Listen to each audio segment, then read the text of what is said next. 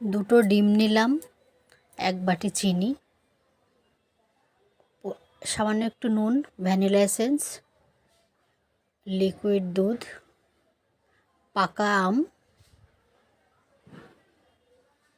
আর একটু মধু দেব, দিয়ে আর সাদা তেল দেব 4 চামচ, আর মধু দিয়ে একটু পেস্ট বানিয়ে নেব। আর ওটসটাকে হালকা গরম করে নেব, সেই পেস্টটাকে ওটসের সাথে মিশিয়ে নেব। একটা বাটিতে সাদা তেল ব্রাশ করব, মানে প্লেন সাদা কাগজ আটকাবো, আটকিয়ে ব্যাটারটা ঢেলে দেব।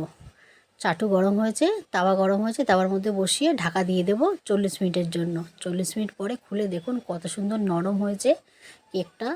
প্রথমবার বানালাম, খেয়ে একটু দেখলাম এত সুন্দর হয়েছে বন্ধুরা, খেতেও দারুণ। ওটস দিয়ে কেক, একবার খেয়ে দেখতে পারেন। ওটস আর আম দিয়ে, এখন আমের সিজন চলছে।